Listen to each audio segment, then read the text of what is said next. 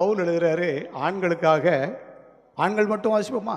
1 தீமோத்தேயு 2வது அதிகாரம் 8வது வசனம்.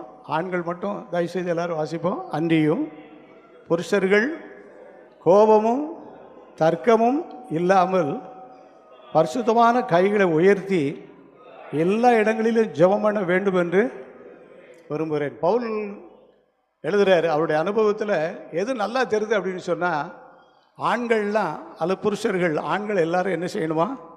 கைகளை உயர்த்தி ஜெபம் பண்ணணும். எந்த இடத்துல ஜெபம் பண்ணணுமா? எல்லா இடங்களிலும் ஜெபம் பண்ணணுமா? எதை விட்டுட்டு ஜெபம் பண்ணணுமா?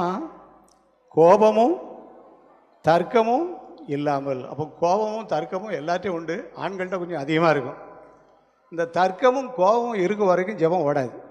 ஜெபம் நிச்சயாது ஓடாது. தர்க்கத்தையும் கோபத்தையும் விட்டுட்டோன்னு சொன்னால் ஜெபம் தானாக ஓடி வரும். அது மாத்திரமல்ல, அவர்கள் எல்லா இடங்களிலும் கைகளை உயர்த்தி பரிசுத்தமான கைகளை உயர்த்தி ஜெபம் பண்ணணுன்னு இருக்கு. அப்போ நம்ம எல்லாரும் ஜெபிக்கிறோம். இன்னும் அதிகமாக நம்ம ஜெபிக்கும் போது ஒரு வளர்ச்சி நமக்குள்ள கட்டாயம் என்ன செய்யும்? உண்டாகும். நமக்குள்ள ஒரு வளர்ச்சி இருக்கும். பவுல் சொல்கிறாரு, நான் நீ தேர்கிறது யாவருக்கும் விளங்கும்படி. நம்முடைய பிள்ளைகள் தேர்ச்சி அடையதான் நம்ம எவ்வளோ கண்ணும் கருத்துமாக கவனிக்கிறோம். பிள்ளை நல்லா சாப்பிடுதா, நல்லா இருக்கா, நல்லா தூங்குனாலா, எப்படி இருக்குது இந்த குழந்தை, அதுக்கு என்ன செய்யலாம் என்று சொல்லி அதுக்கு என்ன செய்யணுமோ அத்தனையும் நம்ம செய்கிறோம்.